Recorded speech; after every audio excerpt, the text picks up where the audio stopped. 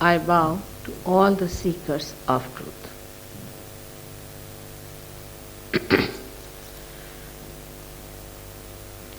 Yesterday, we talked about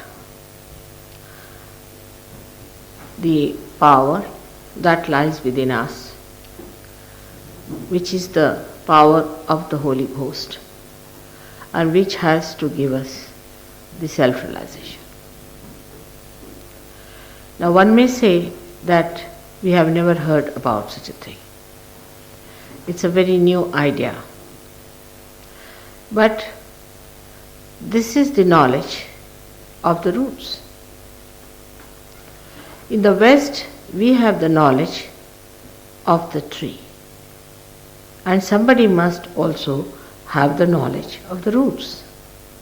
There's nothing objectionable about it. Like in the East, people learnt about science and other knowledge that the Western people gathered. In the same way, when this tree of life grew so big, there was a search inside as well. And when that search started, they, in their meditative processes, they found out that within us lies the power which can give us self-realization. But this very, very ancient discovery. This is nothing new that I am telling you. Only thing is that today the time has come, the blossom time has come, that many can get self-realization. But self-realization history is very, very ancient, that it is said that about 16,000 years back, the king of all the gods called Indra got his realization. I don't know in Greek language what he is called as, but he is the one who got his realization in a place called Chidendra. Means he was made, the whole was made into his head, Chidendra. So this knowledge existed in our country since centuries because people had more meditative temperament. Now this meditative temperament comes because they did not have to fight the nature so much. As you know, the climate in India is quite good. People can go outside. There's no problem of too much heat or too much wind. It is easy to live outside. And that's how people didn't fight much of the nature. Because of the fighting with the nature, the reaction created this enthusiasm of the Western people to find out something about the nature. And that's how we discovered all the science and all the discoveries which we are enjoying. But whatever we have discovered so far is a part of the same. If you do not discover, say, all these instruments, you cannot today talk to people. You cannot propagate what is important. You cannot achieve the spiritual ascent en masse. You cannot give it to thousands of people unless and until you have some means to do it. So even these discoveries are just complementary to the discoveries about the self. The Kundalini has been described by many people, but especially I would mention Markandeya, who lived about 14,000 years back. He described this Kundalini, about which I told you yesterday, which resides in the triangular bone. And I told you that even the Greeks called it a sacrum bone, meaning a sacred bone. Now the word sacredness, holiness, all these are becoming sort of out of date. But there's a fact, there is something that is holy, something that is sacred. Now what is this sacredness is? What is this holiness is? It is rather difficult for us to know because we deal with matter. And matter doesn't talk about these things. At the most, if you go on with the matter, you go on analyzing it one after another. And we reach analysis of everything, disintegrating the other parts. Like medical science now. If you start studying the human body through medical science, which I also study, you go on analyzing it. Ultimately, you reach a point where you will find a doctor, one doctor for one eye, another doctor for another eye. There is no synthesis. But when you go to the roots, it is the synthesis of all the nature, of all the characters of a tree. So this is the difference between the approach of one to another. Now this knowledge was not written down, was told to people, communicated to very few people, and that's how it was passed on from people to people. In the earlier days, they tried only on one or two persons whether they could get realization. At the time of Rama, his father-in-law was the person who was quite deft in giving realization, but he gave realization to one person called Nachiketa. So you can imagine that how difficult it was to give realization to one person. First they had to cleanse a person, then tell him to lead a very austere life, a life of balance, all kinds of things were done, and then the Kundalini was made to rise. That too, one by one, every center it used to rise, and then they would see that it was established. For that they had to lead a very secluded life, and it was worked out when the children were about, say, 12 years of age to about 25 years in complete celibate life. But now, as the time has come, as I told you, that blossom time has come. But one must know that those who are sitting here have gone through it.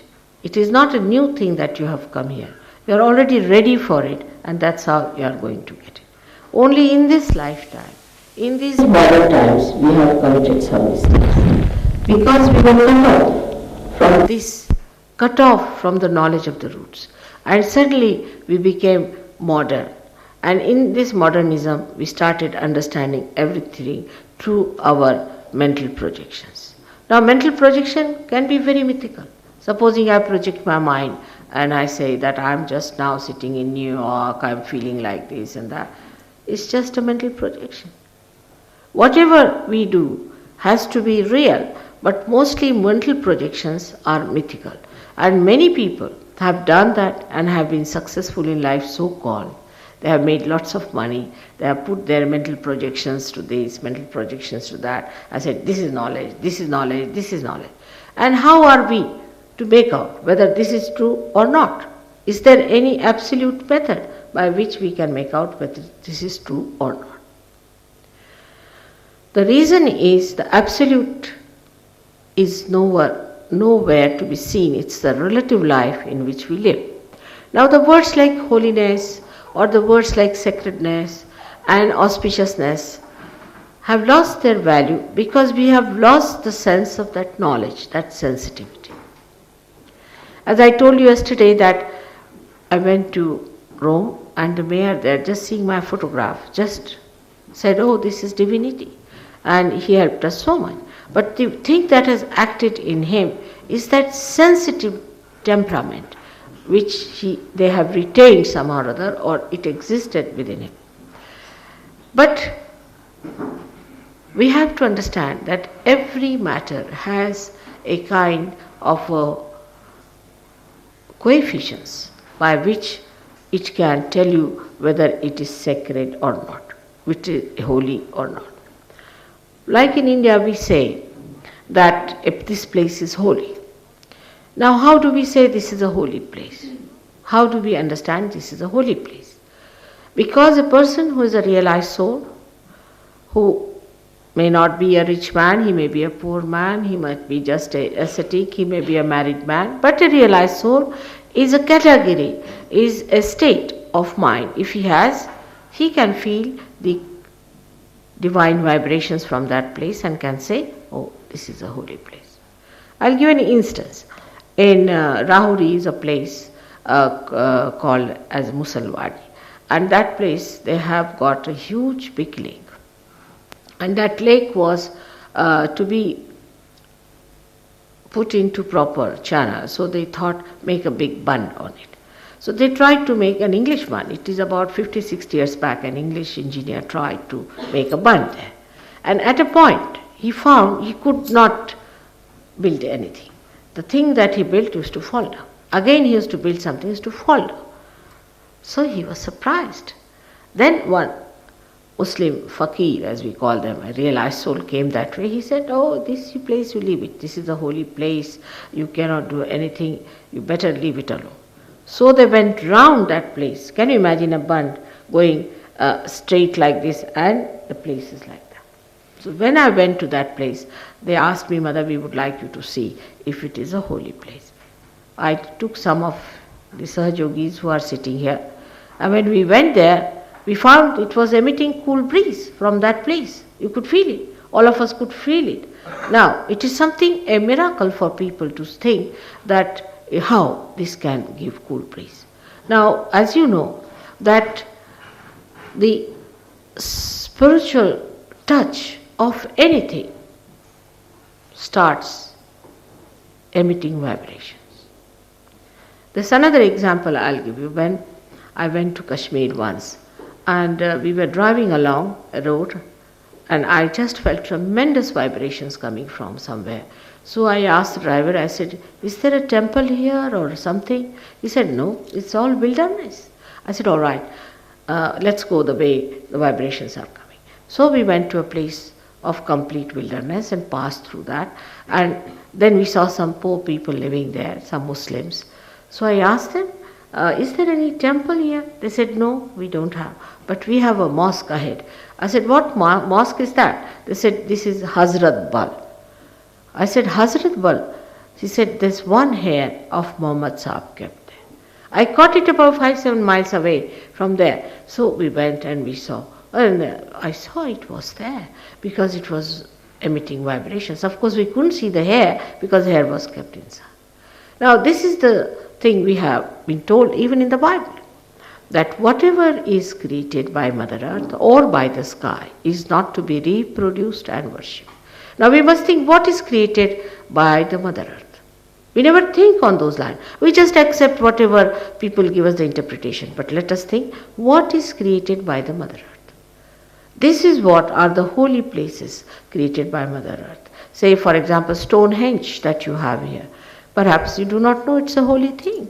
All these stones have come out of the Mother Earth. Then some stupid people must have taken it out, tuned it up, put these things. But actually the stones that have come out are really the stones that have come out of the Mother Earth. And if you go there and see, it has vibrations. Not only that, but it is made in the same way as this Kundalini is. So you had on this island some people who knew the knowledge of the divine. They definitely knew. Otherwise, how is it they went round and made a circular thing like that, and they even now go, these druids go and worship there. But they don't know what they are doing. They have no idea what they are doing. As I told you yesterday, like Muhammad Sahib has told you how to do namaz, but the Muslims don't know why to do namaz. What does that mean? What all these things mean? What Allahu Akbar means? They just do it because they are told. So there's a gap between what we are told and the gap between what it is. But there is a coefficient of divinity in a thing. Unless and until you become the spirit, you cannot feel it. Like the magnet can feel the magnetism. In the same way, you have to become that which can feel all those beautiful things which we call as the divine vibrations. Now, the divine vibration flows within us when we get our self-realization. Before that, we are cut off from our spirit. The spirit resides in our heart. And our attention is not enlightened by that spirit. The spirit watches us like a witness. It watches us. sees how we behave, where we go, what we do. Everything is just watching. It's a spectator. That's the situation is of God also. God Almighty is watching the play. He's watching the play of His power, which we call as the Holy Ghost. Holy Ghost is the power, or we can say is the mother who has created the whole world, who has created the whole universe, and is showing the play to one spectator, that is the God Almighty. And He is watching all that play. And when He is watching that play, He wants to enjoy it. The moment He doesn't like it, He can destroy it. In the same way, within ourselves resides this spirit which watches us and sees what we are up to, what we do. But the Kundalini, this one, which is the Holy Ghost, the reflection of the Holy Ghost, which resides in the triangular bone, records everything that we do. It's just like a tape recorder.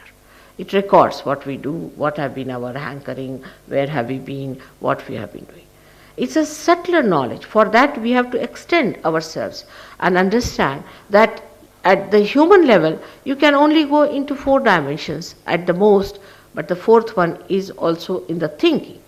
3 dimensions actually exist for you. But the 4th dimension is in your thinking. You have imagined, you have listened to people, you have been told by people, it has been described to you. But it is not part and parcel of your being. It's just you know as there. It's something else, is not yourself. Now this 4th dimension you have to achieve. So to know this 4th dimension, there has to be some arrangement within us.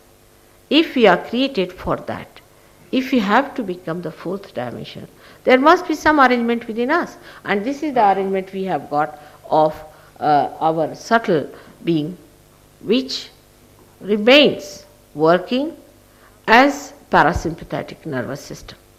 Now this parasympathetic nervous system is a system within us which nourishes us, gives us balance, repairs us, just like a fountain of every energy. But that too has limited energy.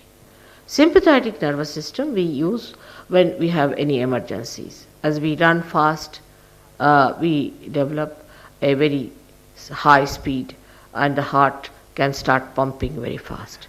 But when we relax, heart comes back to its own position. That happens through the parasympathetic nervous system. Parasympathetic nervous system also repairs us all the time, but it has a limited energy. And that's how diseases are caused, because we exhaust our limited energies due to some reason. It may be that we have overused it so much that it is not to be now fulfilled by the parasympathetic. All these things happen and we develop diseases of different kinds. As I told you yesterday, we have 3 powers within us. One of them is the left hand side power of desire. The second power is the right hand side power of action, and the central power of our evolution. So the left hand side power is manifested outside in the growth as left sympathetic nervous system, and the right hand side is manifested within us as the right sympathetic nervous system, and the central one, the parasympathetic. So in the growth we call them by these names. Now the evolutionary process has taken place since long. It's not today that the evolution has been going on. At the matter level, the evolution takes place when we have the periodic table and the carbon is placed in the center and balancing. It has 4 valencies. Then it becomes higher and higher and higher. At the human stage, when we come, we start balancing ourselves, like trial and error. First we try this, now it's no good, it doesn't help us, so try another. It's like we try capitalism, then communism, then capitalism, then communism. We try all these things. It's just we go from one extreme to another extreme, then we try to come to the center. And when we come to the center, that's the time our ascent takes place. It's not going to the left or to the right. Now the left represents our past and the right represents our future. So we have to be in the present. At this moment, we have to be there, but we cannot be. We can Now, for example, people might be thinking at this time about the past, maybe about the future, whether I'll get a conveyance or not. But at this moment, we cannot stay. But when we come to this moment, there is no thought. There is no thought. One thought rises and falls off, another thought rises and falls off. In between the thought, there's a little gap, and that gap is the present. And that we cannot feel within ourselves because we live in the past or in the future. So when this Kundalini rises, what she does, she elongates those thoughts. And by that elongation, the gap between the two thoughts elongates. We can say increases. And we become thoughtlessly aware. But in the movement of the Kundalini, when the Kundalini moves from this state, when it rises, first it enters, as you see, into the first chakra of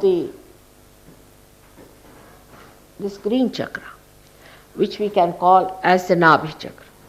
The Nabhi chakra is the one which we can the navel center or the solar plexus. In the gross is called as solar plexus, which has got 10 subplexuses. In the same way, this has got 10 petals. It's said there are 10 petals. Now, this is a very important center for us because this is the center where we start our evolution. As animals, we were seeking food, we were seeking protection, and that's how we evolved. Then, now at a human stage, this seeking is manifested as we seek power. People want to become members of parliament. They start is all seeking in the power. Then some people want to have money, possessions, this, that. We seek in possessions. Some people think that this is my son, this is my child, this is my business goes on, and they call it love. And it's very possessiveness also sometimes. And that's also manifests. But then they discover that these things do not give you joy. There's something beyond that must be giving us joy. And when that comes within our awareness, then our real evolution starts. That's the point one has to reach. That's a special category of people whom we call as seekers. But at this point, it's a very dangerous thing. I warned you before also, 2 years back, I told you that there are people in the market who are just waiting to catch hold of you because they are here just to make money, nothing else. It's all money oriented. And when you are seeking, they just grab you. They tell you, all right, £5 for this, and you get caught. Can you imagine such nonsense they talk? And people believe them. How can you get your evolution by giving money? Think of it. And when I told this, they were so angry with me. I said, you cannot do it. You cannot organize it. It's a natural process. It's your birthright to get your realization.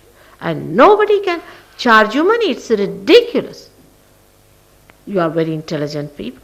You have got sciences and all that. But in these matters, you don't know anything. You are naive to accept these things as that you can pay for God, you can pay for your evolution, you can pay for your realization. The same thing here happens to you when you start seeking. Then you think we must do something about it. We must put in some effort. As I told you yesterday, with effort, you go in the wrong direction. Either you move to the left side or to the right side. So when you move to the left side, what happens? You get possessed. You get possessed. Because on the left side is all your collective consciousness is there. Cancer is caused by possessions. That is the one that triggers. I saw a television show in which they told me, the doctors were telling people that the vulnerability of the cancer is first established, because when sympathetic is too much active, vulnerable you become. But triggering takes place with some proteins called protein 58 and protein 52. Of course, they give just names. They attack you. And the triggering comes from the area which is built within us since our creation, means the collective subconscious. So unless and until you get possessed by something, cancer cannot be triggered. Though we are vulnerable every moment because we are so much on the sympathetic. All the time we are in emergency. So this kind of an attack comes to us from this area which is built within us known as collective consciousness, subconscious. Now this collective subconscious is existing within us since our creation. Now, if you start moving too much into, say, bow to someone and submit to someone, and that guru is an expert on all these things which we call in Sanskrit language as Preta Vidya, Smashana Vidya is the knowledge of the dead. Then they can entice you, they can mesmerize you, they can ask you to kill yourself, they can do what they like. They'll say, go and destroy yourself. You have heard of such cases where people have destroyed. But we must use our intelligence to understand that are we to destroy ourselves now? Then there are another kind, they will say you have to jump like frogs. You have to jump all the time. Anybody can jump. What is so great? But are we to become frogs or worms? Then some people going to these things, TM now, I must tell you openly, I have so many people coming from TM suffering from epilepsy. Absolutely they suffer from epilepsy, no doubt about it. And they have come to me, and the person who was the director of their academy in, what was the place? Roanoke, in Scotland. He came to me and he was suffering from epilepsy. His wife was suffering from epilepsy. His child was suffering from epilepsy. The fellow was such a rich man. He was a diamond merchant. He became a bankrupt. He had to go away to South Africa. The wife is now gone to India, but she's so fed up of life. Now, of course, she's cured with Surge Yoga. And the child is all right. So they paid thousands of pounds, 6,000 pounds they paid to this man to go to Switzerland, where they were given food for 6 days in such way that first day only the water that has boiled some potatoes. Then the second day that same water. Third day the same water. Fourth day the same water. And the fifth day they were given the rind of the potato with all the filth. Imagine what a mockery. And last day the potatoes. And 6,000 pounds they paid each. Is a fact. There are so many sitting here from TM who have been cured. Now people go just headlong. Why? Because they wanted to fly. Who has flown? Put their guru onto one of these Pisa, what you call leaning tower of Pisa. Let him fly, let's see, can he fly? He cannot fly. But when I tell about them, people don't like it. Because I am telling you the truth. That understand you cannot pay for it. Now why do you want to fly? I can't understand. Are you going to become birds? All these queer and strange ideas, how can any intelligent man go to? But the reason I ask them sometimes, why did you? There's a Jew girl, very intelligent, she's very well educated and a barrister and all that. She had big problems. I asked her, why did you go to TM? What was so great? This was all stupid they did. Then why did you go? She said, I was so fed up with the fanaticism of the Jews that I jumped into it. Another one says, I was so fed up with the Catholics that I went there. Another says, the Christians were so this way, I went there. This is going from fire to frying pan. How the brain works, I don't understand. But it is so much a common sense to understand. If somebody says that by saying some words you are going to fly in the air, for that you have to pay some money, and you accept it, I must say that somebody has really enticed you and mesmerized you. Otherwise, nobody who is sane would accept such an absurd thing. Isn't it? And I was shocked because these are the seekers. Again I say the special category of people who are seeking God. Then another group comes from India. So another thugs, I tell you. Real thugs. You must know that Indians are now trying to attack you in a subtle way. Definitely. Because you attacked them in a very gross way, so now they are attacking you.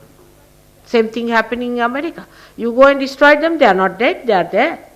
They are attacking back Americans. And that's how you are attacked.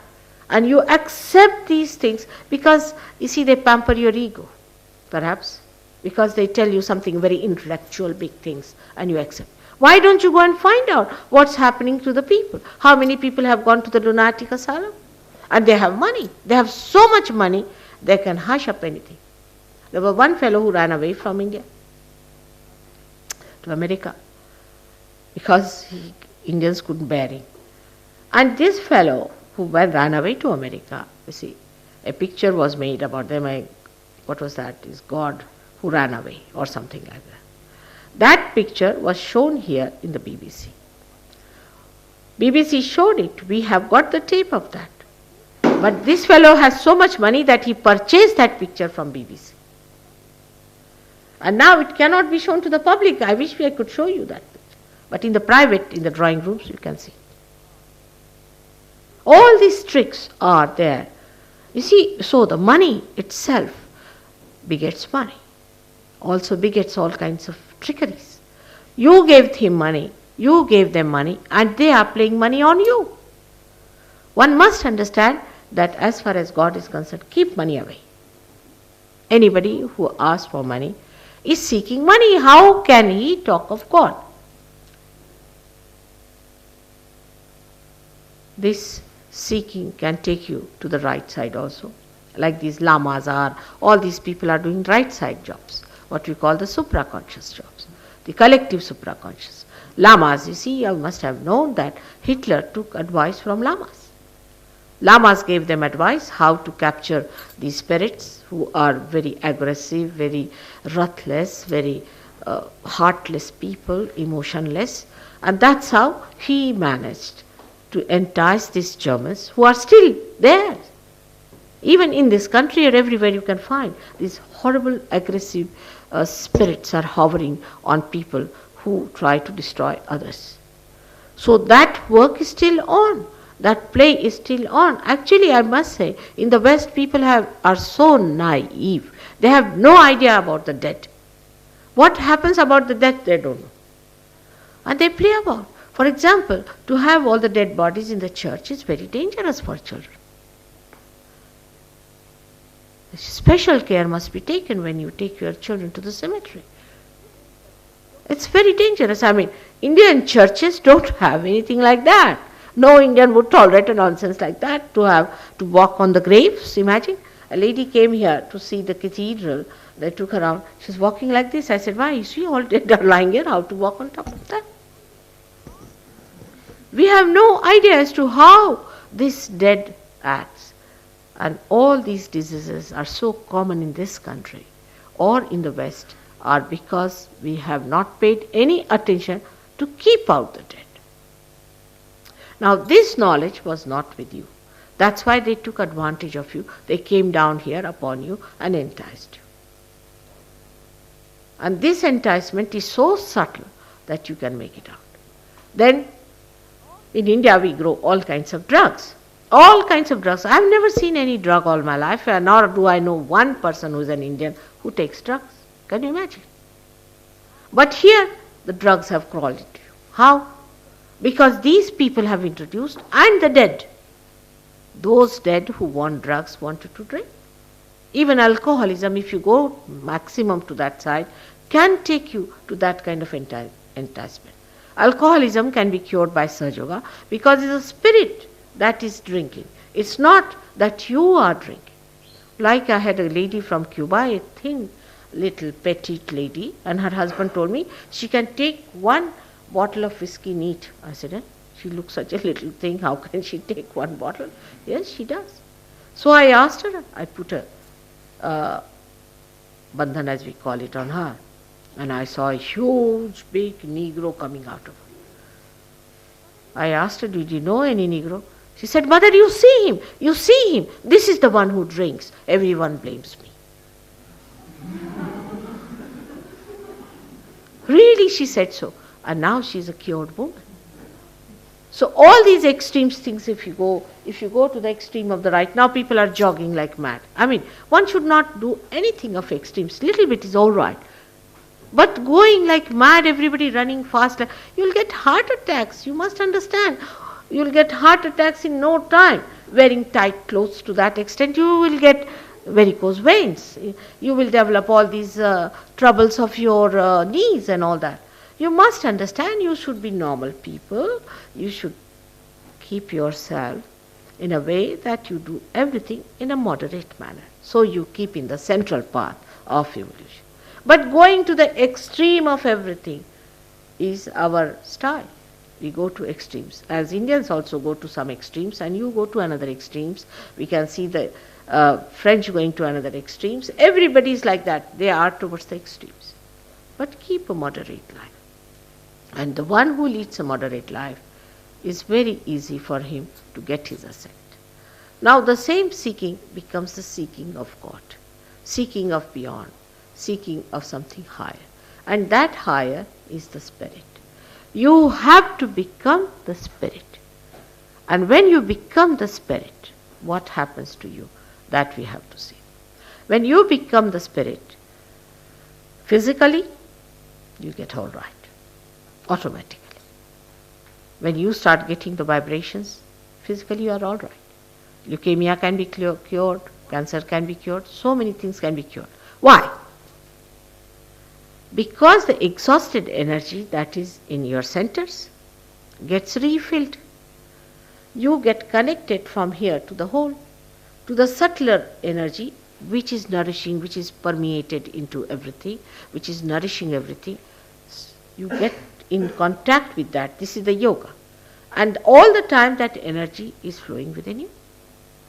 When it is flowing within you, you do not get into tensions. Not only that, but this connection makes you an universal being. You become part and parcel of the whole. You are already, but you are not aware. For this finger is aware that it is a part and parcel of the whole.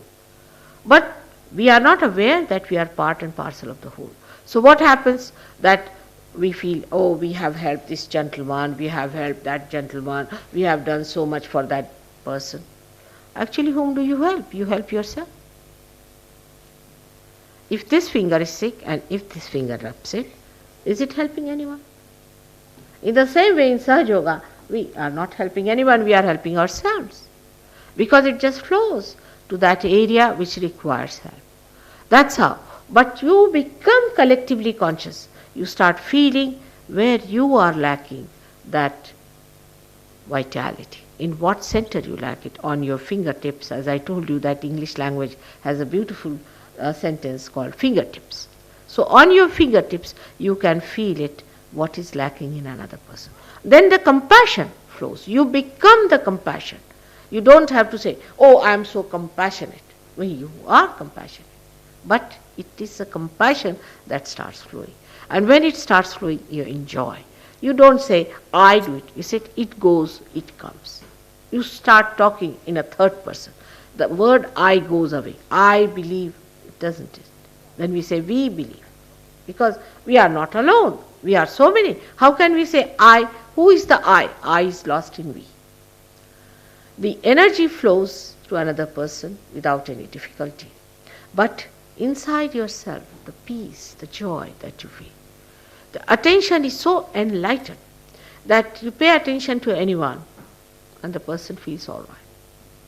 You think of anyone, you want to know, just put your hands. Like we have someone here from Scotland.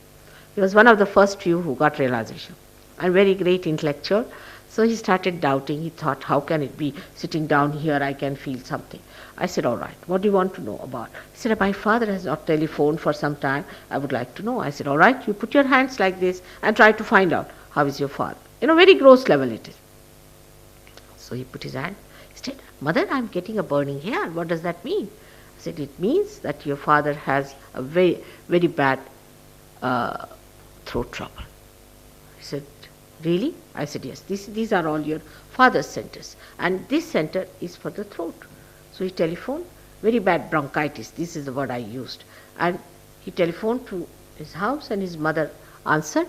And he said, where is father? He said, he's down with very bad bronchitis. He was amazed. I said, all right, we'll cure him now. And we just rubbed his finger quite a lot. And there it was, the phone came after 1 hour. Your father is all right, surprisingly, miraculously. I don't know how he got well. So physically you are all right. Mentally, I have seen many mad people become all right. Because how you become mad is that there is an imbalance. You went on to the left side too much, you are pulled back, you become all right.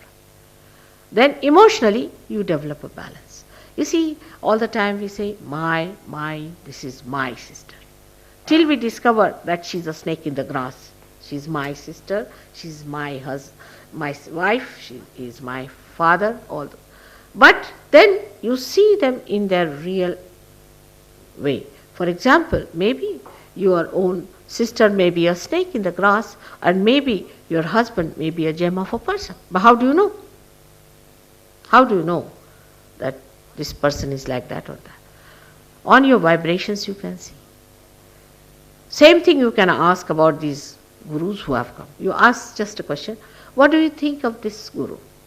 Now, anyone. If he's a horrible one, you will get burning on your hand. Sometimes you get blisters on your fingers and you are surprised how you got these blisters. But the people who are enticed by them are absolutely gone cases. Till they are absolutely finished, they don't come to search you. It's very difficult to convince them that you get out of it, you are enticed, because they think, firstly they have paid for it, so they must go through it. It's a human nature. Supposing you have paid a ticket for a drama or a play, and you don't like it, but still you have paid for it, to sit down, all right, I have paid for it, better go through it. Like that. They want to go through it. But those who are insane, how can you talk to them? Another thing that happens to your attention is that your attention becomes very balanced. All the time our eyes are going out to this, to that, to this. Our eyes become weak and we become really confused, because every time we see something, you see a reaction comes in. Now I come to this place, I see, oh, how many holes, then I start counting the holes, and people are really mad, I've seen. They see advertisement, they'll say this advertisement, that advertisement. If they miss one, they'll turn around and say, oh, I missed that. It's like that. It's a craze with our attention which goes out all the time like mad, and it reacts back. And when it reacts, what happens to us? That we become a confusion, a complicated personality. And we do not know what to see, what not to see. Now when your attention is enlightened, you just become a pure personality.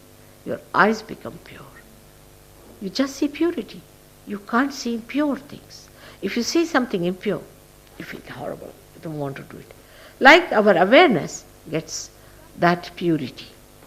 For example, if you take a dog through a dirty lane, he'll just walk through, he'll have no problem. But human beings will have to close their nose. They may not even go through that.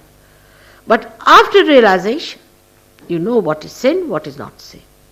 And you can walk through the places which are beautiful. But if it is a sinful place, you don't like it, you don't enjoy it. Your priorities change immediately. You become such a virtuous person. You are surprised at yourself, what has happened to me. I have known people who have been so-called, all kinds of things they call it, I don't know what names, but all sorts of perverted people, I can say in general. If they come to Sahaja Yoga, they become such beautiful husbands, such nice wives, such straightforward people, enjoy their married life, enjoy their children, and enjoy each other with purity. Now our society here in the West, for me it is now my society because I am sitting here. Indian society has its problems, you have your problems, but the society has become so funny that we say that if you have an Indian in your house, maybe your things might disappear. But if you have an Englishman or a Western man in your house, maybe your wife may disappear.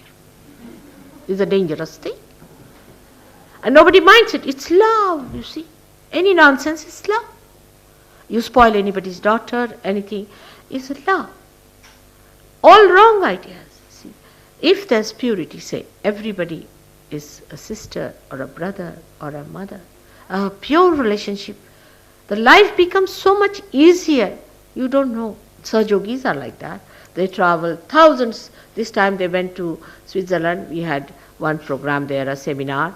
They all live together, no problem. Otherwise, if so many people live there, half of the marriages would have been broken down and so many would have eloped and come back again to say that we have divorced again.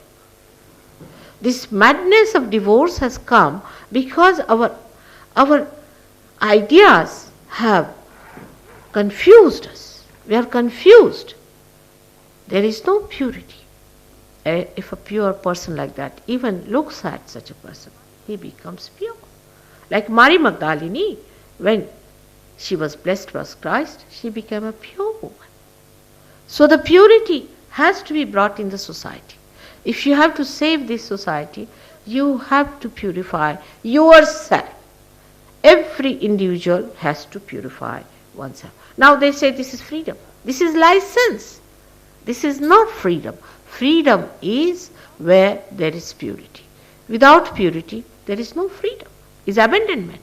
Is nonsense. And that's how we have felt about our life. Of course, when I'm saying that, please don't feel guilty, because that is another thing can happen to you. It's just I'm saying, just telling you how you purify. But don't feel guilty about anything, because whatever I say, you have to forget about it. When I'm giving you realization, don't remember all these points. Otherwise, it will be difficult to give you realization. So that's past, finished, gone case. Don't worry on that. Just think that how we immediately become part and parcel of a pure, beautiful society. The race that has been described, the race of God, that what William Blake has described, that men of God will become prophets and they'll have powers to make others prophets. For example, for a saint, there is nothing like a temptation. He doesn't do wrong things. Why? He just doesn't do. He doesn't have to tell himself that I don't run away with his things, or I don't run away with his wife, or I don't do this wrong, or I don't murder anybody. He doesn't have to remember that these 10 commandments are there. He's just there. He doesn't have to remember. How? Because he's gone above that. These 10 commandments are in these chakras. In this chakra are these 10 commandments, that we have to keep a balance. Don't do this, don't do that. That was all right at the time of Moses. If you say these days don't do, you will have it. So, best thing is to raise your kundalini. Once you become the spirit, you become your own master, you start guiding yourself, you know what is wrong, you don't just like it. I don't have to tell you, you just don't like it, you become a different personality. Like I told you, a dog becomes a human being, he doesn't like a dirty lane. And when a human being becomes a saint, he doesn't like it. He doesn't like it. But it doesn't mean that you run away to Himalaya, you run away from here, nothing. You lead absolutely a normal life. But you are a detached person. And that's how you enjoy the most. For example, see, this carpet is beautiful. It's not mine. I don't possess it. Thank God. I can enjoy it better than the person who possesses it. Because he might, the one who possesses it, might be thinking, might be dirty. You know, mother is sitting there, God knows what's going to happen to the carpet. I may have to take it for dry cleaning. Or some sort of a problem will be in his mind. But for me, nothing. I'm just enjoying. So this idea of possession is a myth. We do not possess anything.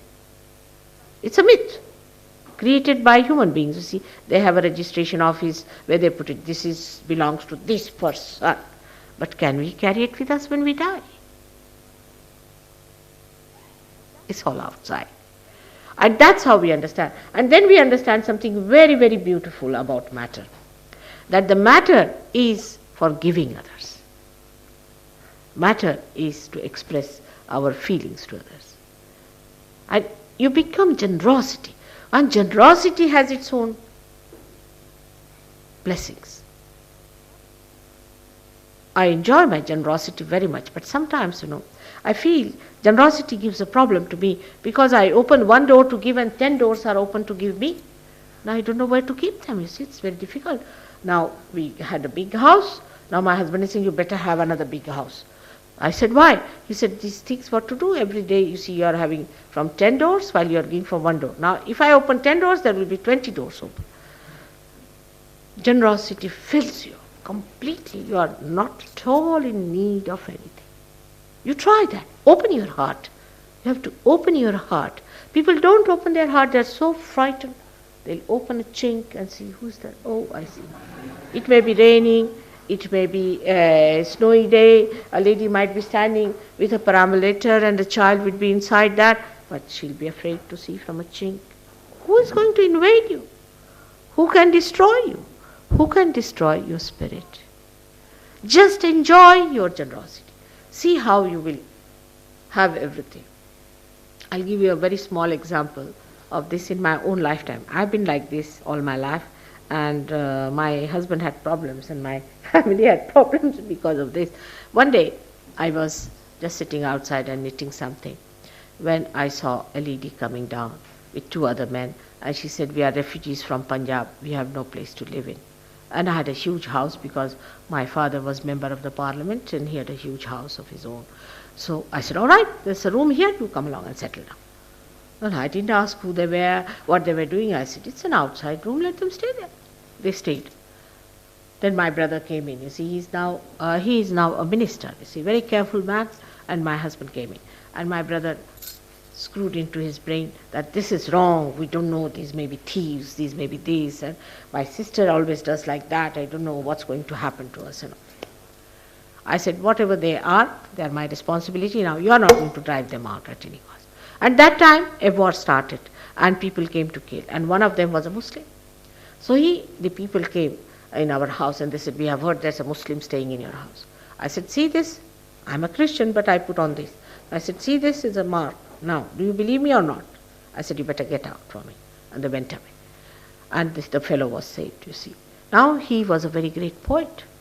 I went to Bombay long years later, I should say about 12 or 14 years later. And we were making a little film about something, and I was dealing with it. So I said, "I know this lady, but I won't come there to ask her because she was a great film actress." I said, "I will not ask her because she'll have no choice." They said, "But you must say something about it." I said, "No, nothing to do. I'm not coming. You go and ask her." So they went and asked her. She said, No, I cannot join. I must have so much money and you cannot have me for nothing at all, and this, I don't believe in all these charities, this, that. So I kept quiet, didn't say anything. But for the opening of the film, I went and she was there. She looked at me and tears started rolling her eyes and just came and embraced me. She said, "I didn't know you were with this." I said, "I know you didn't know." But she said, "Forgive me. I'll give money. I'll give everything. This is the lady who saved me long time back." And everybody was amazed how this lady who was so materialistic and so particular about her payment has suddenly melted away. She said, "Oh God, now I learned. I've forgotten what it means to be generous." And she was completely changed after that. So all these things are the quality of the Spirit. It is not afraid of anyone. Why should you be afraid of anyone if you are one with God? Look at Christ. He had nothing to do with a prostitute. But when people started hitting her with a stone, he came up and he said, "Now, among you who has not committed any sin can throw a stone at me." Imagine the courage. The courage comes from the Spirit because he was Spirit, so he could say such a thing. He was not a man compromising with his values. "All right, if you want, we can have discotheque in the church. Or we can start a pub. Nowadays they are selling it for pubs. Let us compromise."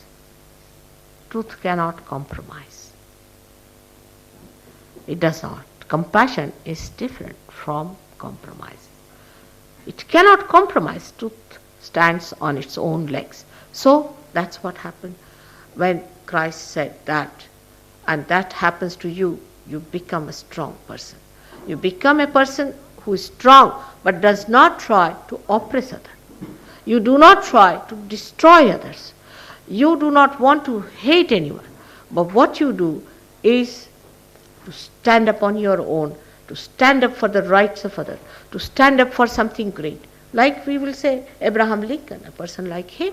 Abraham Lincoln was a realized soul, and how he fought for the rights, how he talked about democracy. Today, let's compromise this, let's compromise that. Even if somebody is a Hitler, doesn't matter. As long as he is with us, all right, accept him. To have that strength, you have to be the Spirit. So you become a very strong, compassionate person. Only a person who is strong can be compassionate. How can a weakling be a compassionate person, tell me? A tree which is strong can only give shelter to people. Or do you think a falling tree can shelter people? On the contrary, it will fall on the people. Our ideas are very, very confused about compassion. And when you become such a strong person, you see the truth before you. You know the truth and you are no more afraid of anyone. And God looks after you, the best part of it. You just don't worry. God looks after you in every inch of the word. Every inch of the word, in material way, in your emotional way, in your physical way. Every way you feel surrounded by His love and His guidance and His help. He does in such a way. I'll give you a very recent example of such yogis. They wanted to go to a place, a very beautiful mountain peak, which is known as Zermatt in Switzerland. And it's a very expensive place to go to. Because I told them something about that, it looks like one of the deities and all that. They were wanting to go and have a seminar there. It's a very expensive place and we cannot pay for that. They thought that it will be very difficult because they are not so well off. So I said, all right, you go and find out. So the people went down to find out. And there is a huge, big hotel-like place. And, they said, when do you want to come? So they said, such and such date. Oh, for that date, they just ran. Oh, very good, very good. If you want to come for those dates, we somehow or other cannot fill those dates. So we are very happy. And they were charging 70 francs per night. And for 3 days, now they are charging us how much? 33 francs for 3 days. Means about 11 pounds. Or 12 pounds. Can you imagine? And now all of them can go and see. Now, this is just a miracle. And so many miracles take place like that. Even the poster they have put here, you have seen a big poster in Brighton. Now, we can't afford because we don't take any money. Whatever little money they have, they collect and put things. They were finding it impossible to advertise. We cannot compete with these false people on 2 things. Firstly, we cannot advertise the way they can because they have money. And secondly, we cannot go on telling lies the way they do. They can tell any lies. They'll say that we will create a new world for you and there will be our goal for you and all those. Because they are liars. We have our limitations. We cannot tell you lies. So these advertising thing also was impossible for us to do it. But they did it for a song. Just for a song.